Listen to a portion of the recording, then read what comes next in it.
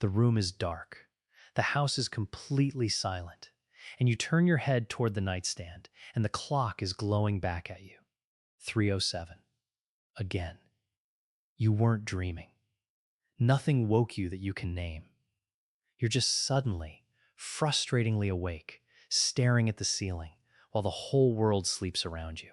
And if this happens to you almost every night, at nearly the same hour, I want you to hear something clearly. This is not random. And it is not just old age catching up with you. Your body is waking you at that specific hour for specific, readable reasons. And once you understand them, most of them turn out to be far less frightening than the thoughts you have while you're lying there in the dark. So before you let your mind run to the worst of it, let me tell you what's actually happening in those quiet hours. Let me tell you what actually wears you down, because it isn't the waking itself. Waking up for a few minutes wouldn't matter much if you rolled over and drifted off again. No, the thing that exhausts you is what happens next. You lie there in the dark, and your mind starts asking questions. Why does this keep happening? Is something wrong with me? Is my body trying to warn me about something? And that quiet worry, night after night, is far more draining than the lost sleep ever was. Here's the trouble. When you go looking for answers, you get two useless extremes. On one side, the internet is full of frightening, almost mystical explanations. They'll tell you 3 a.m. means your organs are failing, or some spiritual alarm is going off, or your body is in crisis. It's nonsense, and it's designed to scare you. On the other side, you mention it at a rushed appointment, and you get 12 minutes and a suggestion to take something to help you sleep. One side terrifies you. The other side hands you a pill and never explains a thing. Neither one tells you what's genuinely going on inside your body at that hour. What I want to give you today is the honest middle. The truth is calmer and far more useful than either extreme. Most of the reasons you wake at 3 a.m. are ordinary. A few are worth mentioning to your doctor, and I'll tell you exactly which. But all of them are explainable. So before we get into the reasons, do me one quick favor. Subscribe if you want the calm, honest explanations your appointment never has time for. And tell me in the comments what time you usually wake up. Is it right around 3? Or is it a different hour for you? Put your age beside it. I read every single one, and the pattern tells me a lot. Now stay with me, because among these reasons, one is the most common of all and the most fixable, and one is genuinely worth mentioning to your doctor. I'll flag exactly which is which, so you walk away knowing the difference between harmless and worth checking. But first, 30 seconds on the one thing that makes 3 a.m. waking possible in the first place. Here's the one thing that makes 3 a.m. waking possible in the first place, and almost nobody explains it. You don't sleep in one long, solid block. Nobody does. Your sleep moves in cycles, roughly 90 minutes each, and at the end of every cycle, you rise up close to the surface of wakefulness before sinking back down into the next one. This happens to everyone. A 20-year-old does it. A newborn does it. You did it your whole life. Several times a night, every night, you come up to the very edge of waking. So why didn't it bother you at 30? Because back then, when you surfaced, you dropped right back under before you ever became aware of it. Your brain never recorded the moment. You'd have sworn you slept straight through till morning. Here's what changed. As we age, the deepest, heaviest stage of sleep, the kind called slow wave sleep, begins to shrink. You spend less of your night down in that deep water and more of it up in the shallows. Your sleep becomes lighter and more easily broken. And so those same brief surfacings that used to pass unnoticed now tip you all the way over into being fully, frustratingly awake, staring at the clock. That's why it feels like this problem started as you got older. But listen closely, because this is the reassuring part. The waking was always there. It's not that something new is attacking your sleep. What changed is your ability to sleep through the surfacing you were always doing anyway. Let me give you a picture that makes it click. Imagine dropping a pebble into deep water. It plunks in, sends down a few faint ripples, and the surface barely notices. That was your sleep at 30. Deep water. You could toss a whole handful of pebbles in, and the surface stayed calm. Now imagine that same pebble dropped into a shallow puddle. It splashes. It disturbs the entire thing. That's your sleep now. Not broken, not diseased, just shallower. And in shallow water, the smallest thing makes waves. So everything we're about to talk about, all four of the reasons you wake, I want you to understand what they really are. They are not monsters that wake you out of a sound, peaceful sleep. They are the pebbles. Small, ordinary disturbances that would have meant nothing years ago, but now land in shallower water and ripple you awake. A full bladder, a dip in blood sugar, a racing mind, a pause in your breathing. Pebbles. And here's why that should lift a weight off your chest. Lighter sleep with age is completely normal. It is not a sign that anything is failing. And the pebbles, the things actually breaking your sleep, are mostly manageable once you know which one is yours.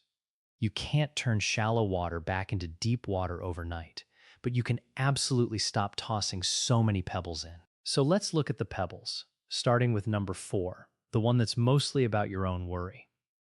So let's start with number 4, and it's the one that's most within your own control, which is exactly why I want you to have it first. This is the racing mind, and it explains why so many people wake at that specific pre-dawn hour rather than some other time of night. Here's the piece nobody tells you. Your body runs on a daily hormone rhythm, and one of those hormones is cortisol. Now, cortisol has a bad reputation because people call it the stress hormone, but that's only half the story. Cortisol is also your natural wake-up signal. It's supposed to rise, and it doesn't wait for your alarm to do it. In the pre-dawn hours, somewhere in that 3 to 4 a.m. window, your cortisol quietly begins its slow climb, gently preparing your body to wake for the day. This is normal. This is healthy.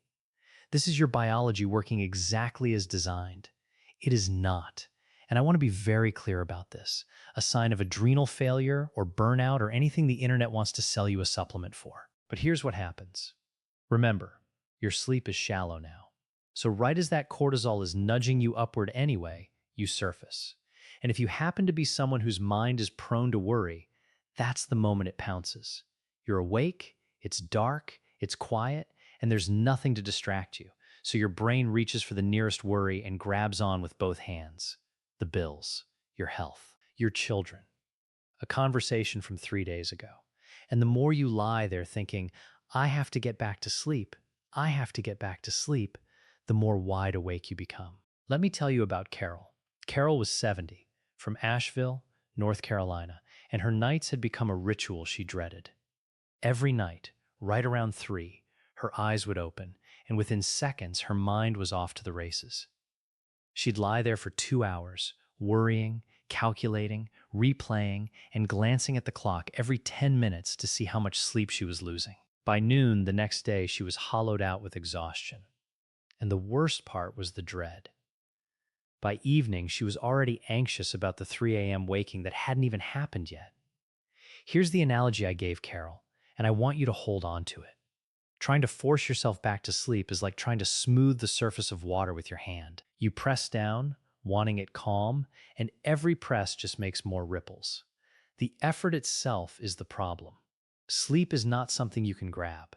The harder you reach for it, the further it backs away. So what do you actually do? You stop fighting. And I know that sounds like no advice at all. So let me make it concrete, because this is the fix, and it works. When you wake and feel your mind starting to spin, don't lie there battling it and watching the clock. That clock is your enemy. Every time you check it and do the math on your lost sleep, you pour fuel on the worry. Instead, if you're still awake after 15 or 20 minutes, get up. Go to another room. Keep the lights low and warm, not bright. And whatever you do, do not reach for your phone, because that screen tells your brain it's daytime. Sit quietly. Read something dull. Let the moment pass, because it will pass. Then, when you feel sleepy again, go back to bed. That's what Carol did. She stopped treating 3 a.m. like an emergency and started treating it like a boring, temporary visitor. Within a couple of weeks, the dread faded.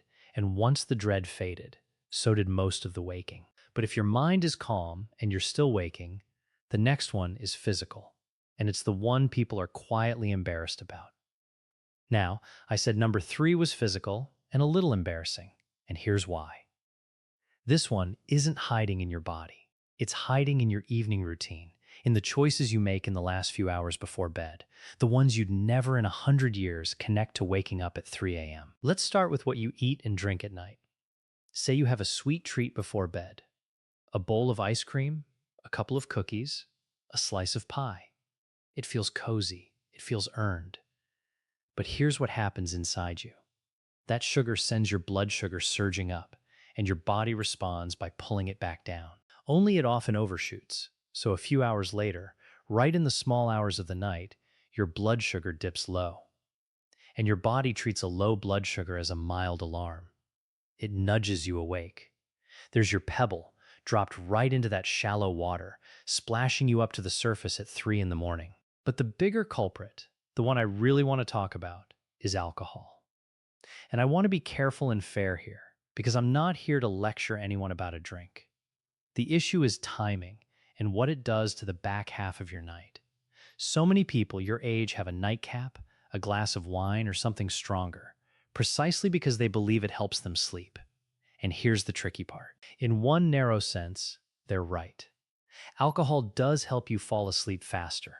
That's exactly why it fools people for years. Let me tell you about Frank. Frank was 73, from Green Bay, Wisconsin, and Frank had a nightly ritual he was quite sure was helping him. One drink before bed, every night, to wind down, and he'd drift off easily. But then, like clockwork, he'd snap awake around 3 and be up for an hour or more, staring into the dark. He'd been doing this for years, and he never once suspected the very drink he thought was solving his sleep problem was the thing splitting his night in two. Here's the analogy I gave Frank, and it landed hard. Alcohol at bedtime is like a babysitter who gets the kids to sleep beautifully, then sneaks out the back door at midnight. For the first few hours, everything looks perfect. But as your body processes the alcohol out of your system in the second half of the night, it swings you into lighter, choppier sleep and jolts you awake, with no one left minding the house. The drink that put you down is the same drink that yanks you back up. So here's the fix, and it's all about the last 3 hours before bed. First, no alcohol nightcap. If you enjoy a drink, have it earlier in the evening with dinner and give your body time to clear it long before your head hits the pillow. You may be shocked how much of your 3 a.m. waking simply disappears. Second, skip the late sugar bomb. No ice cream, no cookies right before bed. And third, if you genuinely are hungry at night, and some people truly are, don't reach for sugar. Reach for a small snack of protein or healthy fat instead. A few nuts, a little cheese, a spoonful of peanut butter. Those keep your blood sugar steady through the night instead of sending it on that rise and crash roller coaster. Frank moved his one drink to dinner time and swapped his late snack for a small handful of almonds. That was the whole change. Within a week, his nights had knitted back together, and the 3 a.m. wake-up that had haunted him for years mostly let go. Now, number 2 is the most common physical reason of all, and it's the one people wrongly accept as just part of getting old. So here's number 2, and it's the heavyweight. This is the single most common physical reason older adults wake in the night, and the numbers are genuinely striking. When researchers surveyed adults between 55 and 84 and asked what disturbed their sleep, waking up to use the bathroom came out on top. More than half of them, 53%, named it as a cause of poor sleep nearly every night.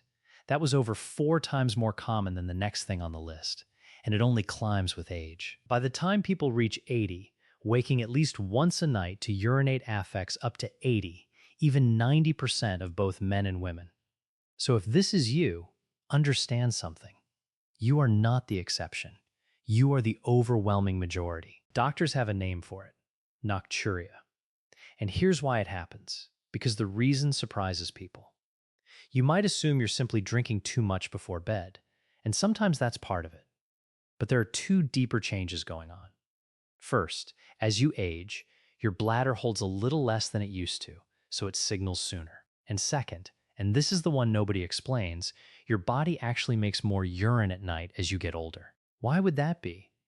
Here's the picture, and it's a good one. Think of your legs as a sponge. All day long, while you're upright, Gravity pulls fluid down into your lower legs and ankles, and the tissue there quietly soaks it up like a sponge sitting in a puddle. You might even notice your ankles look a little puffy by evening. Then you lie down flat to sleep. And the moment you're horizontal, gravity lets go, and all that fluid the sponge was holding gets released back into your bloodstream. Your kidneys pick it up, filter it, and turn it into urine right in the middle of the night. So at 3 a.m., your bladder fills, and up you come. There's the pebble. Now, here's where I have to be both reassuring and honest, because this is one of the ones I flagged for you. For most people, nocturia is exactly what we just described, ordinary and manageable. But a new or clearly worsening pattern of nighttime urination can sometimes be your body pointing at something that deserves a look. Poorly controlled blood sugar from diabetes, fluid backing up from the heart, prostate changes in men, kidney factors. So I'm not telling you to panic, I'm telling you the opposite of the internet, which either ignores it or terrifies you. If this is long-standing and stable, the fixes I'm about to give you are your path. But if it came on suddenly, or you're up 3, 4, 5 times a night, mention it to your doctor. That's not fear. That's just good sense. Let me tell you about Dolores. Dolores was 76, from Mobile, Alabama, and she'd simply accepted her nightly bathroom trips as the price of getting older. Nobody had ever told her there was anything to be done, but we made a few small changes. She shifted most of her fluids to earlier in the day and eased off in the evening. She cut out her afternoon and evening caffeine and her nightly glass of wine, both of which quietly pull extra water out of you. And here was the clever one. In the late afternoon, she'd put her feet up for half an hour so that sponge in her legs got wrung out earlier in the daylight near a bathroom instead of at 3 a.m. Those simple adjustments cut her wake-ups down noticeably, and the nights she did sleep through, she woke feeling like a new woman. So watch your fluid timing, elevate those legs in the late afternoon, and go easy on evening, caffeine, and alcohol, and if it's new or frequent, get it checked. But there's one cause behind some of these that most people never suspect, and it's the one I most want you to hear. Number 1. And here we are at number 1, the one I most want you to hear, because it hides behind all the others. This is sleep apnea, and the reason it tops the list is that it's the cause people almost never suspect in themselves, and it's the one genuinely worth finding.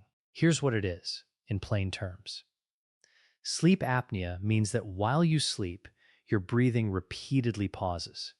Your airway relaxes and briefly closes, the air stops, and after a few seconds, your brain, sensing the drop in oxygen, jolts you awake just enough to gasp a breath and start again. This can happen dozens of times a night, sometimes hundreds, and here's the cruel part. You often have no memory of it. You don't remember the gasping. All you know is that you keep waking up and you feel exhausted no matter how long you were in bed. Now, remember number 2, the bladder? Here's the connection almost nobody makes. Those breathing pauses put a strain on your heart, and your heart responds by releasing a signal that tells your kidneys to make more urine. So a great many people who are convinced they wake up because of their bladder are actually waking up because of their breathing, and the full bladder is just what they notice once they're up. They've been treating the wrong thing for years, and I have to bust a myth because it's keeping people from getting help. When you picture sleep apnea, you probably picture a large, older man snoring like a freight train. But apnea does not only happen to heavy snorers. It's badly underdiagnosed in women and in slim, fit people who don't fit that picture at all. So please don't rule yourself out just because you're not who you imagined. Let me tell you about Raymond. Raymond was 78, from Spokane, Washington, and for years he'd told everyone his bladder was ruining his sleep. Up 2, 3 times a night, always tired. But his wife had noticed something he couldn't. She'd lie awake, listening to him go silent for seconds at a time, and then wake with a sharp gasp. She finally convinced him to mention it. A simple sleep study confirmed apnea. He began treatment, and within weeks he was sleeping through, waking, rested, and, to his amazement, getting up far less to use the bathroom. The thing he'd blamed for years was never really the problem. Here's the analogy I want you to hold on to, because this is the one that isn't just about comfort. Sleep apnea is like a smoke alarm going off in the middle of the night. It is annoying, yes. It wakes you, but it is not the enemy. It's trying to protect you. Those wake-ups are your brain rescuing you from a drop in oxygen. And when a smoke alarm goes off, you don't pull the batteries out to get some peace. You go find the source. Because untreated over the long run, apnea strains your heart and your brain in ways that genuinely matter for your health. That's why this is the one I circle in red. But here's the hope, and it's real. Sleep apnea is very treatable. Once it's found, the fixes work, and people describe getting their lives back. So here's what to do. Learn the signs and watch for them. Waking with a gasp or a choke, a dry mouth or a headache in the morning, feeling wiped out during the day no matter how long you slept. And most telling of all, a partner who's noticed you go quiet, stop breathing, and then startle awake. If any of that rings true, don't sit on it. Ask your doctor about a sleep study. And here's the good news on that front, too. You often don't even need to spend a night in a lab anymore. Many can be done right in your own bed, at home, with a small device. So let's turn all of this into a calm plan for tonight and a clear line for when to pick up the phone. So let's turn everything you've heard into a calm, simple plan starting tonight, and none of it is complicated. First, protect the last 3 hours before bed, because that window decides so much. No alcohol nightcap, and if you drink, move it to dinner time. No sugary snack right before sleep. Ease off your fluids in the evening and cut the afternoon and evening caffeine. And remember, Dolores, put your feet up in the late afternoon so those legs ring out early, in the daylight, instead of at 3 a.m. Small changes, real difference. Second, plan for what to do if you wake anyway, because you might, and that's fine. Do not lie there fighting it, and whatever you do, don't stare at the clock and count your losses. That only winds you tighter. If you're still awake after 15 or 20 minutes, get up, go to another room, keep the lights low and warm, and leave the phone alone. Sit with something dull and gentle until you feel sleepy. Then go back to bed. Treat the waking like a boring visitor, not an emergency. Third, set the stage for deeper sleep. Keep your bedroom cool and as dark as you can make it, and try to go to bed and wake up at the same times every day, even on weekends. Your body loves a steady rhythm, and a steady rhythm rewards you with steadier sleep. Now, the part I promised. The clear line for when this stops being a home fix and becomes a phone call. Please make an appointment with your doctor if any of these are true. You wake up gasping or choking. Someone has noticed you stop breathing in your sleep. Your night waking came on suddenly as a brand new pattern. You're getting up to urinate many times a night. Or you're exhausted during the day no matter how many hours you spend in bed. None of those mean disaster. They simply mean it's worth a professional look rather than guessing on your own. And one firm word of care. Do not start, stop, or change any sleep medication on your own. That's a conversation for you and your doctor together, always, because those decisions have consequences that deserve a trained eye. Because here's what I most want you to carry into tonight. Here's what I want you to carry into tonight. That 3 a.m. waking was never a punishment. It was never a bad omen, never a sign that your body was turning against you, no matter what a frightening corner of the internet tried to tell you. It's something far gentler than that. Your sleep has simply grown lighter with age, the way everyone's does, and on top of that shallow water lands an ordinary pebble, a bladder, a blood sugar dip, a racing mind, a pause in your breathing. And a pebble is something you can name, something you can manage. You are not broken, and you are not powerless, lying there in the dark, feeling like sleep is something happening to you. Most of what wakes you can be settled right at home with the small changes we talked about. The one thing worth checking is entirely checkable. And either way, that quiet fear that used to keep you company at 3 in the morning can finally be replaced with something better. A name, an explanation, a plan. Rest isn't lost to you. It's coming back within reach, one calm night at a time. And there's one more thing about your nights worth understanding before you go. Before you go, one small thing. If this gave you a calmer way to understand your nights, hit that like button, because it's how this reaches the next person lying awake at 3 a.m., scared and alone in the dark. Subscribe and turn on the bell so you don't miss what's coming. and share this with someone you know who's up at that same hour. Now, that one more thing I mentioned. Next time, I'll show you the single thing you do in the first 10 minutes after you wake up in the morning that quietly decides how well you'll sleep that very night. It's not what you'd expect. I'll see you there.